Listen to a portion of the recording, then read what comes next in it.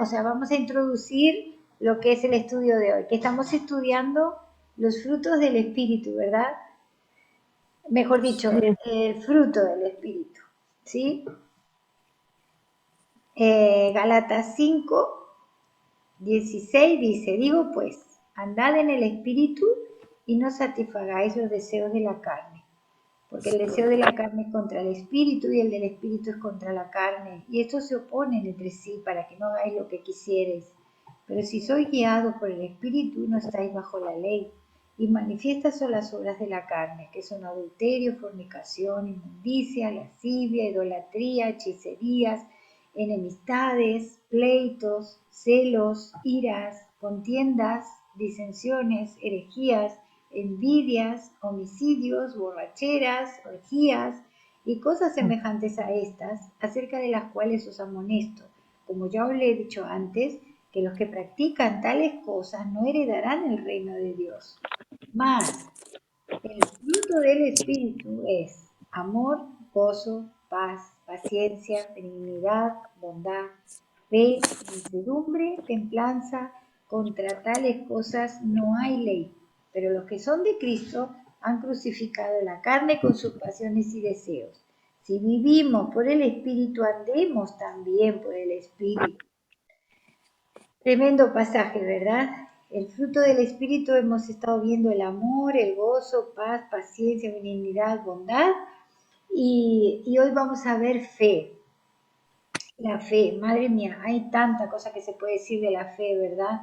Sabemos muchos versículos sobre la fe, pero es curioso, ¿no? Que es uno de las facetas del fruto del Espíritu Santo en nuestras vidas. Eh, pues nosotros podemos pensar, es lógico, ¿no? Somos creyentes, pues tenemos fe, sí, pero se tiene que ver esa fe, o sea, esa fe es demostrable. Acá en este pasaje yo leía en algún comentario que dice del original está relacionado con fidelidad también, o sea, es una fe constante, es una fe que es sólida, una fe continua, pasan los años y tú sigues firme en eso que has creído y sigues firme en lo que tú crees, ¿verdad? Hay dos libros que sabemos bien que tienen, que eso lo podemos leer para que no se haga tan largo en casa después del estudio, cuando puedan, se los recomiendo. Y es, por supuesto, Santiago y Hebreos 11, ¿verdad? Pero, por ejemplo, vamos a Santiago. Santiago tiene unos detalles muy importantes, ¿no? Esa enseñanza que a veces ha sido controversial. ¿Cómo es que Santiago dice que la fe sin obras es muerta? Bueno, él no está diciendo que somos salvos por las obras, ¿verdad? Porque eso no contradeciría otras partes de la Escritura. Pero sí, el Señor nos muestra con su palabra que si hay una fe real, una fe viva en una persona, eso se tiene que ver.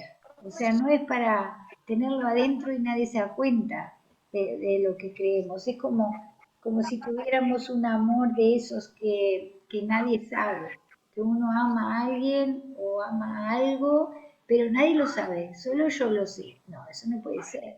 O sea, la fe en el Señor sale para afuera, se demuestra, los demás saben que tú crees en ese Señor, en ese Dios, los demás saben, ¿verdad? Los demás tienen pruebas, porque hay obras que demuestran esta fe. Por ejemplo, en Santiago está escribiéndole, como sabemos, a la gente de la dispersión, hermanos que estaban en la dispersión, que la dispersión era o sea, estar fuera de tu país, como en España está pasando ahora con venezolanos, peruanos, ucranianos, creyentes que conocemos que han venido de otros países y claro, ellos se enfrentan a una situación muy difícil al que siempre vive en España, ¿verdad? El que es de España. Tienen sus sufrimientos particulares, sus dificultades en particular. Y bueno, Santiago le habla a ese tipo de hermanos, ¿verdad? hermanos que estaban en la dispersión, judíos de las 12 tribus que estaban esparcidos.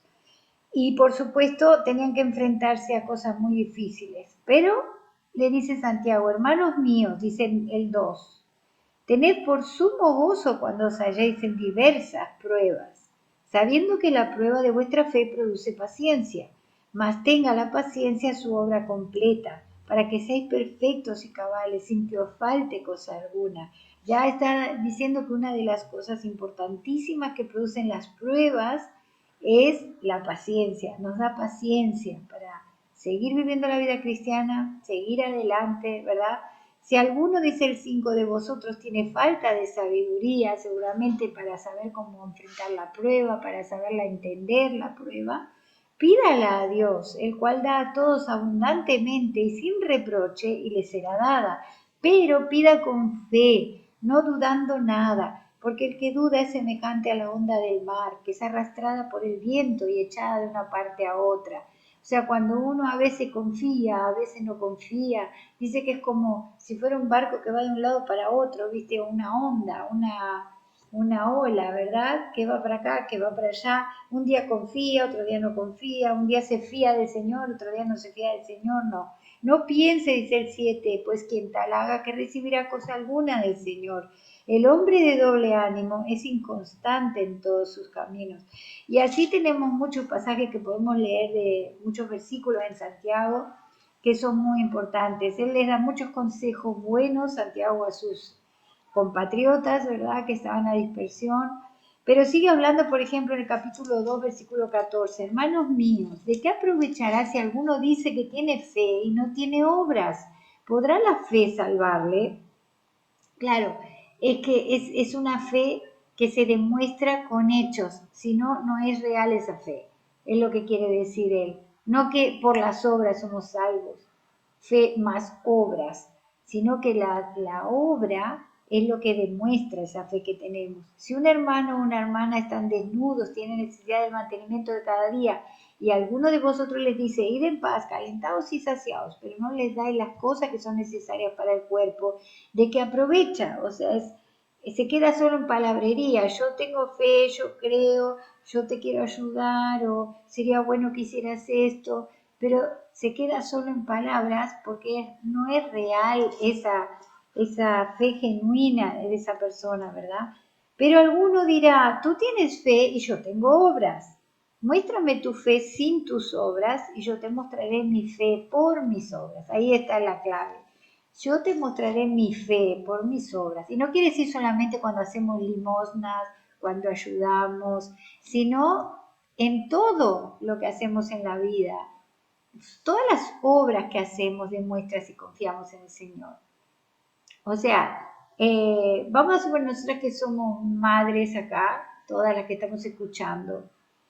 ¿Qué pensaríamos o nos preocuparía, verdad, si un hijo nuestro chiquito, un niño que se supone que tiene que confiar en su mamá, un día confía, otro día no se fía de nosotras, otro día no se fía de la comida que le ponemos, no se fía de que lo vayamos a esperar al colegio, no se fía que le vamos a dar de comer al otro día?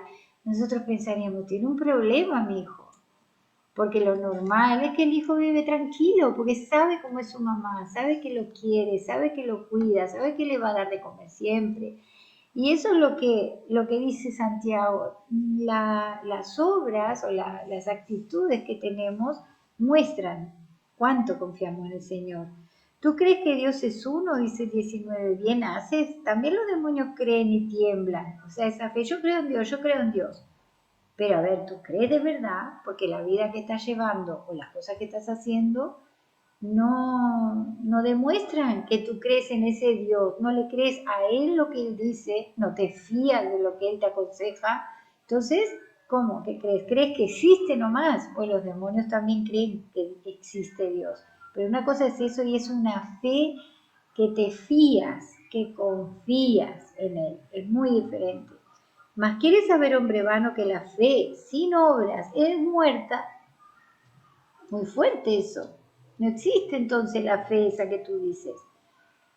¿No fue justificado por las obras Abraham, nuestro padre, cuando ofreció a su hijo Isaac sobre el altar?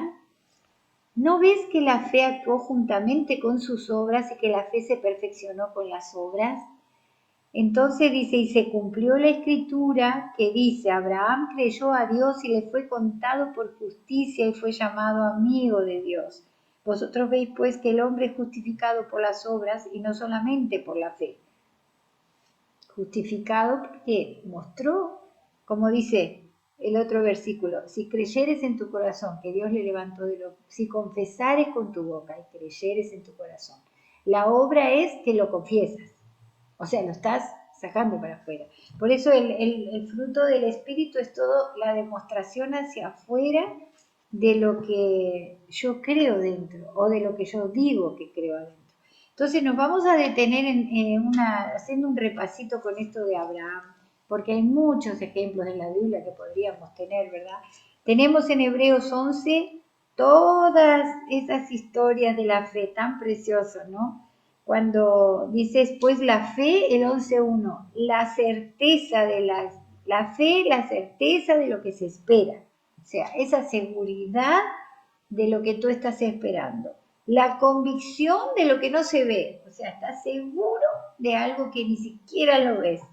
Es hermosa esa definición de la fe, porque por ella alcanzaron buen testimonio los antiguos. Y cuando yo pienso en ellos, digo, nosotros tenemos toda la Biblia ahora, pero ellos no. Ellos tenían una partecita. Abel no tenía nada de Biblia escrita, por ejemplo. Enoc, Noé, habían escuchado al Señor y lo que habían escuchado de sus antepasados, pero ellos lo poco que sabían de Dios lo creían de corazón. El mismo Abraham no tenía ni siquiera el Pentateuco y él tenía esa confianza tan grande en el Señor que a mí me maravilla realmente, en el medio del mundo idólatra que él vivía, ¿verdad? Luego nos sigue hablando de Sara, habla de Isaac, de Jacob, de Moisés, pero lo más de Rahab también, Gedeón, Barak, Sansón, Jefté, David, Samuel, los profetas, las mujeres que recibieron sus muertos mediante resurrección. A veces vieron el resultado de lo que esperaban, a veces no lo vieron, pero lo esperaron y Dios no les va a defraudar porque esperaron cosas que Dios les va a dar, ¿verdad? Y después el 12, junto con el 11, dice, por tanto nosotros también, nosotros los que ahora estamos leyendo eso, teniendo en derredor nuestro tan grande nube de testigos, es como si fuera un estadio que nos está observando, que fueron valientes, que hicieron todo por confiar en el Señor, creyeron hasta lo último, se fiaron totalmente del Señor, estarían observándonos. Tan grande nube de testigos, ¿qué hacemos nosotros con eso? Y del pecado que nos asedia. Corramos con paciencia la carrera que tenemos por delante, puestos los ojos en Jesús, el autor y consumador de la fe. Ese es el máximo ejemplo para nosotros. Que dice, el cual, por el gozo puesto delante de él, o sea, porque él veía a dónde él quería llegar y lo que iba a hacer más adelante, ¿qué hizo Jesús? Sufrió la cruz, menospreciando lo oprobio, o sea, quitándole importancia a lo oprobio, se sentó a la diestra del trono de Dios. Y sigue hablando del Señor Jesucristo, el autor y consumador de la fe. O sea, Él es el gran ejemplo, como dice en la resurrección de Lázaro, yo sé que siempre me escuchas, dice del Padre, ¿no? Entonces esa confianza, esa seguridad que yo voy hacia una meta, que Dios tiene algo para mí que es muy importante, que yo soy una hija de Él, que soy una cristiana, que yo sé que paso cosas difíciles en este mundo, yo sé que paso problemas, pero el Señor está conmigo, el Señor está conmigo y Él me va a ayudar, sea lo que sea que me pase, el Señor va a estar conmigo. Entonces, ahora para terminar, hacemos un repasito a un capítulo muy importante en la vida de Abraham, el que le llamamos el padre de la fe, aunque el inventor de la fe, el consumador de la fe es Jesús, ¿verdad? Pero un ser humano débil como nosotros que era Abraham, les voy a compartir el PowerPoint, ¿sí? Ahí está. Bueno, Abraham y Sara. Conocemos la historia. Eran viejitos, habían perdido la esperanza de tener un hijo, pero el Señor les promete un hijo y ellos esperan y al final el Señor les da el privilegio de tener un hijito. Felices estaban ellos con ese bebé y fue toda una novedad. Ustedes se imaginan, imagínense los siervos, que debería de tener muchos Abraham, porque si fue a Sodoma y Gomorra como casi prácticamente un ejército a buscar a Lot, o sea, eran muchos, tendría 100 y pico de siervos o más. Toda esa gente que conocía a Abraham, en ese mundo que él vivía de idolatría, Abraham no tenía una Biblia para leer, pero él creía en ese Dios invisible, ese Dios que no lo veía, que no sabía cómo era, mucho más que lo que había escuchado de sus antepasados, que había creado el mundo, la historia de Adán y Eva, sabría a lo mejor lo de Abel, cosas muy, muy sencillas, ¿verdad? Pero él se fiaba totalmente de su Dios. Estaban contentos, felices, ya eran ancianitos y tienen ese hijo tan esperado. Yo me lo imagino, era como si fuera un abuelito con su hijo, porque ya con la edad que tenía, ¿verdad? Qué felicidad que tendría, porque Dios le había prometido y él lo esperó por años y por fin había venido ese hijo que él tanto quería. Y lo miraría y estaría pendiente de cuando caminaba, de cuando hablaba las primeras palabras, de todo. Si nos pasa a nosotros cuando somos jóvenes, no puedo imaginarme lo que habrá sido para Abraham y Sara tener ese hijo de una mujer estéril, que era un milagro, ¿verdad? Bueno, pasan los años y cuando Isaac es jovencito, va a Dios y le dice, aconteció en el capítulo 22 de Génesis, aconteció después de estas cosas que probó Dios a Abraham y le dijo a Abraham, y él respondió, heme aquí, y dijo, toma ahora tu hijo, tu único, Isaac, a quien amas, y vete a tierra de Moriah y ofrécelo allí en holocausto sobre uno de los montes que yo te diré. ¡Wow! ¿Se pueden imaginar cómo se habrá quedado Abraham? Y no solo por eso, por lo que Dios le dijo, que sacrificara a su hijo, que fuera al monte Moriah y sacrificara a su hijo, que quedaba como a 3 días de donde él estaba caminando. Tomó a varios siervos y se fueron hasta allá, pero él no pensaría, uy, yo pensaba que mi Dios era diferente a los dioses que adoran la gente de esta tierra. ¿Qué eran los dioses que ellos adoraban? Eran dioses que sacrificaban a los hijos. ¿Se acuerdan? Moloch, Baal, todos esos dioses demandaban, según los brujos y según los sacerdotes de ellos, demandaban el sacrificio de los hijos.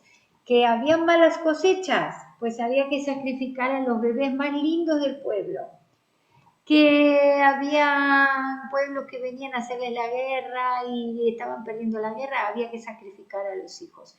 O sea, eran dioses que eran crueles, terribles, pedían lo más sagrado, lo más que uno ama, que es un hijo. Y ellos iban a sacrificar y ponían los bebés, Baal tenía un agujero en el vientre y ponía con fuego y ponían a los bebés vivos ahí. Era terrible. Una vez leí en un libro de historia que nunca me voy a olvidar porque yo nunca lo pensé, pero decía que toda esa ceremonia con tanto ruido de tambor y gritos y danza era para tapar los gritos y los llantos de los bebés, de las madres, porque sería terrible eso, terrible, ¿no? Uno no puede ni imaginarse, ¿verdad? Abraham vivía en ese mundo que era normal para ellos esas cosas. pero ahora era su Dios que le pedía que se sacrificara a su hijo, su único hijo. Habrá sido tremendo para Abraham, pero hay una cosa muy curiosa. El Nuevo Testamento nos dice lo que estaba pensando Abraham. Lo más lógico haya sido que Abraham haya tenido mucha gente criticándole muchas veces, diciendo, este Dios que dice Abraham que cree, que no se ve, que es invisible y encima ni siquiera tiene que hacer ningún sacrificio de sus hijos ni nada. Y él dice que cree, así sí, así es muy fácil creer en un Dios así, que no te pide nada, que no lo ves, que Abraham es tan feliz, él con ese Dios que sabe poquísimo de él. Yo me imagino que más de uno le criticaría. Era tremenda prueba para Abraham y para los que le rodeaban de cómo era su Dios. Eso nunca se habrán olvidado la gente que vivió con él en ese tiempo. Pues va con su hijo y lleva la leña, dice, con 2 siervos, y cuando llegan al monte Moriah, le dice, vamos a leerlo, dice, aconteció después de estas cosas, bueno ya, dice el 2, toma ahora tu hijo, tu único Isaac, a quien amas y ve al monte Moriah. Y dice el 3, y Abraham se levantó muy de mañana y enalbardó su asno, y tomó consigo 2 siervos suyos y a Isaac su hijo, y cortó leña para el holocausto, y se levantó y fue al lugar que Dios le dijo. Al tercer día alzó Abraham sus ojos y vio el lugar de lejos. Entonces dijo Abraham a sus siervos, esperad aquí con asno, y yo y el muchacho iremos hasta allí, y adoraremos y volveremos a vosotros. Y tomó Abraham la leña del holocausto. ¿Vieron que dice? Iremos allí, adoraremos y volveremos a vosotros. O sea, él estaba seguro que él volvería con Isaac, pero por otro lado, él estaba llevando el cuchillo para sacrificar a Isaac. Entonces, ¿cómo es eso? Entonces, la conclusión más lógica que podemos pensar es, Abraham sabía que algo haría Dios, pero él volvería con Isaac. Él no sabía lo que Dios iba a hacer.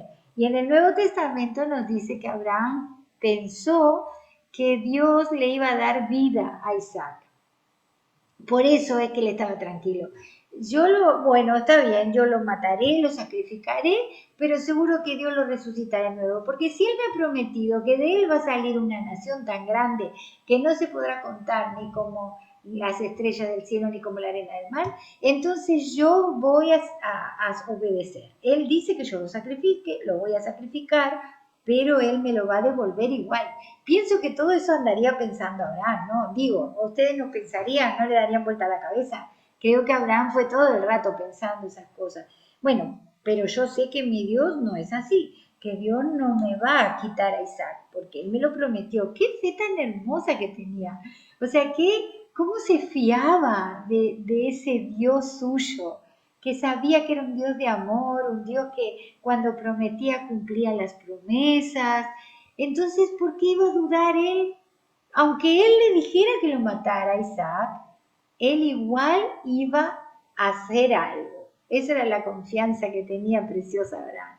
Entonces van para allá y se ve que no le decía sus pensamientos a Isaac, porque Isaac, pobrecito, se ve que era muy obediente y manso, porque él fue tranquilo con Abraham y le dice más adelante, entonces Abraham dijo a sus siervos, esperad, y tomó Abraham la leña al holocausto y la puso sobre Isaac. Así, la puso sobre Isaac su hijo y él tomó en su mano el fuego y el cuchillo y fueron ambos juntos. Entonces habló Isaac a Abraham su padre y dijo, Padre mío. Y él respondió, heme aquí mi hijo. Y él dijo, he aquí el fuego y la leña, mas ¿dónde está el cordero para el holocausto? Ahí Isaac ya se estaba empezando a preocupar, diciendo, qué raro, cosas raras está haciendo mi padre, ¿no? Está todo bien, ¿no? Vamos a hacer un holocausto, pero ¿y de dónde vamos a sacar el cordero o el animal para el holocausto? Es lógico lo que Isaac le preguntó, ¿verdad? Y le respondió Abraham, Dios se proveerá de cordero para el holocausto, hijo mío. Iban juntos y siguieron tranquilos y me imagino que eso lo creía Abraham, lo dijo porque lo creía, que Dios iba a hacer algo, él no sabía qué, pero Dios iba a hacer algo. Iba a proveer incluso el cordero para el holocausto. Y respondió, y cuando llegaron al lugar que Dios le había dicho, edificó allí Abraham un altar. Vamos a imaginarnos, se empieza a poner las piedras, hace un altar y pone la leña, hasta ahí todo bien, ¿verdad? Isaac lo estaría mirando, o capaz lo ayudó con alguna piedra también. Pues acá hay una piedra, papá, bueno, pone, a ver, padre mío, ¿cuántas piedras más precisamos? Y trajeron los dos y hicieron el altar. Pero, dice, ató a Isaac su hijo y lo puso en el altar sobre la leña. ¡Wow! Yo pienso en ese momento, ¿qué habrá pensado Isaac? Mi padre me está queriendo sacrificar, como hacen los de Baal y lo hacen los de Astarot y como hacen todos los vecinos nuestros. Me ató y me está poniendo arriba de la leña. Yo me imagino que Isaac pensó eso, porque si él le preguntó antes, ¿qué vamos a hacer, papá, con la leña, el fuego, pero no tenemos holocausto? No dice la Biblia que se pusiera a gritar, a decir, no, ¿por qué vas a hacer eso conmigo? ¿Qué vas, estás loco, papá? No, no, no, no. Él estaba petrificado, me imagino, en shock. Estaba acostumbrado a ver y a enterarse de hijos que eran sacrificados por los padres. Entonces, él se quedó ahí, pobre Isaac, menudo momento pasó tan difícil. Seguramente que era o que él también ya creía en ese Dios de su padre Abraham, o que tenía tanto respeto de que su padre creía en un Dios así, que estuvo dispuesto a dejarse atar en el holocausto, ¿verdad? En el altar, como un holocausto.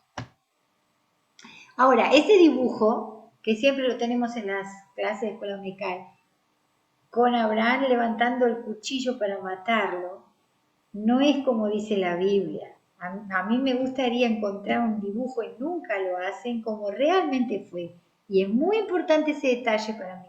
Cuando llegaron al lugar que Dios le había dicho, edificó allí Abraham un altar, compuso la leña, ató a Isaac, lo puso en el altar sobre la leña y extendió a Abraham su mano y tomó el cuchillo para degollar a su hijo. Lo fue a tomar, el cuchillo lo tomó, no lo levantó para matarlo, pero lo tomó. O sea, hasta ese punto llegó Abraham y el ángel de Jehová le dio voces desde el cielo y dijo, Abraham, Abraham. Y él respondió, heme aquí. Y dijo, no extiendas tu mano sobre el muchacho. Ni siquiera eso, ni levantes la mano con el cuchillo para matarlo. Ni le hagas nada, porque ya conozco que temes a Dios, por cuanto no me rehusaste tu hijo, tu único. Entonces alzó Abraham sus ojos y miró, y aquí a sus espaldas un carnero trazado en un zarzal por sus cuernos, y fue Abraham y tomó el carnero y lo ofreció en holocausto en lugar de su hijo. Y llamó Abraham el nombre de aquel lugar, Jehová proveerá, porque tanto se dice hoy, en el monte de Jehová será provisto. Impresionante, ¿verdad? Ese momento que Isaac estaba viendo a su padre, que estaba dispuesto incluso a agarrar el cuchillo y degollarlo. Pero el Señor no le permite hacer eso, aunque Abraham pensaba, lo voy a matar y el Señor algo va a hacer, pero me lo va a devolver a la vida, es lo que pensaba Abraham, ¿verdad? Pero no, el Señor no le permitió que él pasara por esa angustia, ese trago tan duro de degollar a su hijo, tanto para él como para Isaac. Hubiera sido durísimo, horrible, ¿verdad? Ver que su padre lo degollaba. Porque eso es lo que hacían los pueblos que le rodeaban a ellos, eso es lo que demandaban los dioses. Pero ahí le demostró muy claro el Señor Abraham que él no era el mismo Dios que los dioses de los demás. Dios no demandaba ese sacrificio que los demás dioses pedían. Él nunca lo había leído en un lugar, Abraham. Piensen, él no tenía una Biblia. Pero ahí él aprendió, mi Dios, yo no lo veo, no es una estatua, es un Dios invisible, pero es un Dios real, un Dios que no tiene nada que ver con estos dioses que me rodean a mí. Y él se lo contaría, me imagino, después a todo el mundo. No, mi Dios no me dejó sacrificar a mi hijo, ni siquiera dejó que yo lo degollara, no dejó que yo lo matara siquiera, aunque él me le podía haber dado la vida y haberlo resucitado, él no quiere eso. Y por otro lado, le demostró a toda la gente que le conocía a Abraham que a pesar de todo lo que él amaba a su hijo, Dios era más importante que su hijo. Por eso dice Dios, ahora sé que no me rehusaste a tu hijo. O sea, para Dios, si alguien menospreciaba a Abraham en su fe, o si alguien había pensado que era muy fácil la fe de Abraham, porque total, él no estaría nunca dispuesto a sacrificar su hijo a su Dios, sí, él estaba dispuesto también, podía haber sacrificado a su hijo, a su Dios, pero no era su Dios como los dioses que creían los vecinos. Eso fue la prueba maravillosa para Abraham de esa época, en ese momento que él estaba viviendo y rodeado de la gente que le rodeaba. Me imagino que habrá sido un impacto tan grande en sus siervos, su familia, sus vecinos, que todos contarían, ¿sabés que el Dios de Abraham le dijo que sacrificara a su hijo? Pero Abraham estaba dispuesto, ¿eh? Abraham fue con el cuchillo y todo y lo puso en un altar, pero su Dios no le dejó sacrificar a su hijo. Y fue un testimonio tremendo, tremendo, de saber cómo es el Dios de Abraham. Y por otro lado, la fe grande que Abraham tenía. Una fe tan grande que se fiaba tanto de él, que incluso podía sacrificar a su hijo sabiendo que si él me prometió que iba a ser una descendencia de él, él va a ser una descendencia de él. No sé lo que va a hacer, lo resucitará, no sé lo que va a hacer, él va a proveer el animal para el holocausto, pero yo sé que no va a ser así porque él no es un Dios que acepta holocausto de seres humanos. Ese era el testimonio que Abraham daba con sus hechos. O sea, ese es el mensaje que él dio con lo que él hizo, ¿verdad? O sea, su fe no quedó escondida en él. Él demostró con eso lo que era su fe, esa fe tan grande como estar dispuesto a lo que fuera, pero su Dios era su Dios. Él sabía que era un Dios de amor, un Dios que prometía y cumplía lo que le había prometido. Entonces, para mí es precioso pensar en que cuántas veces nosotros podemos estar también en esa, digamos, no sé, como en esa prueba delante de nuestros familiares, de nuestros vecinos, de nuestros amigos y conocidos, incluso delante de nuestros hermanos en Cristo, de nuestros hijos que nos están mirando, ¿verdad? Que hay momentos que el mostrar la fe que tenemos es importantísimo, que no tenemos una fe muerta, ¿verdad? Que es el momento que yo debo demostrar lo que yo digo que creo. Señor, yo creo en ti. Y esto tengo que hacerlo, porque hay que hacerlo, aunque me duela o aunque ahora me parece extraño esta decisión que tengo que tomar, pero yo sé que tú tienes algo importante, yo sé que tú me vas a librar, yo sé que tú me has cuidado, yo sé que no me va a faltar. Ahora hablábamos del miedo que nos da que nos venga una cuenta terrible de gas y de esto y de lo otro, y de verdad somos humanos, ¿verdad? Y nos vienen temores. ¿Y qué pasará si pasa esto? ¿Y qué pasará si Putin tira una bomba? ¿Y qué pasará? Pero una cosa, hermana, que tenemos que estar tranquilas, aunque tengamos esos miedos y vayamos al Señor a decírselos, es que Él siempre va a ayudarnos, Él siempre va a hacer lo mejor para nosotros. Dice que a los que a Dios aman, todo les ayuda bien. Entonces, que nuestra fe no sea una fe que hoy sí me fío de Dios, bueno, mañana no, porque me está pasando esto, sino siempre fiándonos realmente del Señor, con esa fe que demuestra que es una fe real, que es una fe viva, no una fe muerta. Que el Señor nos ayude, porque tenemos esa nube de testigos, esa gran nube de testigos que llegaron a hacer tantas cosas, grandes cosas, porque confiaron, porque creyeron. Sea lo que sea que nos esté pasando, Señor, tú lo sabes. Tú sabes por qué me está pasando esto. No sé. Puede ser que me quieres dar una lección. A lo mejor quieres que los que me conocen sepan que es verdad lo que yo digo cuando digo que creo en ti. Son muchas cosas. ¿Será que tengo que probar que creo en tus promesas? ¿Que es verdad lo que tú dices? El Señor no se enoja, ni es pecado llorar y decirle al Señor nuestras preocupaciones, porque Él quiere que lo hagamos, ¿verdad? O sea, volcar sobre Él nuestros miedos, nuestras angustias, nuestras necesidades. Eso no es pecado. El problema es con qué actitud lo decimos. Si lo decimos pidiendo ayuda, pidiendo socorro al Señor, pidiendo paz, dejándolo en sus manos para que Él haga lo que nosotros no podemos hacer, o lo hacemos como en el desierto pasaba. ¿Se acuerdan? Hoy leíamos con Manolo, que estamos leyendo Éxodo, nos toca en el devocional que hacemos los dos cada día, estamos justo en Éxodo.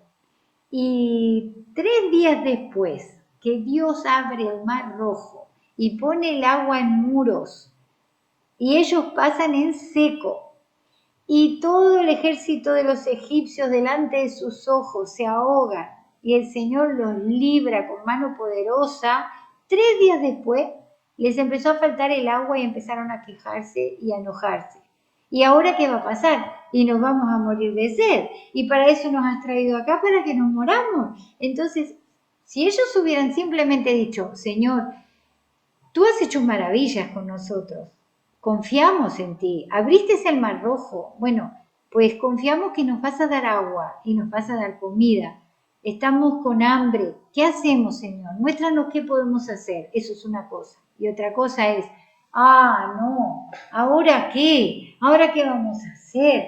¿Vieron la diferencia? Es diferente, ¿verdad? Es diferente. Porque una cosa es la queja de desconfianza en que Dios, pues no hace nada, ¿no? ¿Y ahora qué? Es como si Abraham hubiera dicho, ¿ahora me pide que sacrifique a mi hijo? Cuando me dijo que iba a ser una nación de Isaac. Pero bueno, no entiendo nada. Pero qué barbaridad. Y este Dios es igual que los otros dioses, que piden que se les sacrifiquen los hijos. Es que él ni lo pensaba. Él solamente pensaba, no sé qué será lo que el Señor querrá, pero yo estoy seguro que Él le va a devolver la vida, algo va a hacer. Él va a proveer de un animal para el holocausto y nosotros vamos a volver otra vez. No sé qué va a hacer Dios, pero yo sé que eso es lo que iría pensando Abraham, me imagino. Porque el Señor nos dice además que Él pensó eso, que le iba a devolver la vida. Pero bueno, ahí tenemos el ejemplo de este hombre precioso que confió de esa manera como un niño en el Señor, siempre. Un ejemplo, ¿verdad? Y el más grande ejemplo, el Señor Jesús. El Señor Jesucristo, que podía haber usado su poder para terminar con todo lo que le estaba pasando y vengarse y dejarlos a todos muertos ahí mismo en Getsemaní, pero él sabía, él confiaba que él iba a ir a la muerte, que el Padre Celestial lo iba a resucitar, le iba a dar la vida otra vez, iba a ir a sentarse al trono de su gracia y nos iba a llevar a todos salvos al cielo por medio de su obra. Y esa confianza le hizo soportar lo que fuera en el camino. Le hizo confiar totalmente hasta el final. El autor y consumador de la fe, la confianza en el Señor. Bueno, sin fe es imposible agradar a Dios, ¿verdad? Dice la palabra de Dios en Hebreos. Es imposible. Podemos hacer muchas buenas obras, podemos ser, no sé, tener tremendas obras ONG de ayuda a los pobres, a los drogadictos, a los niños de la guerra, que todo eso está muy bien, es precioso, pero si no tenemos fe en el Señor, no tenemos confianza en Dios y nos fiamos de Él y de lo que Él dice, no podemos agradarle, no podemos agradarle. Así que sin fe es imposible agradar a Dios. Imposible. Vamos a empezar por confiar en Él. Entonces eso es lo que nos va a ayudar a seguir adelante, sin duda. Bueno, les mandé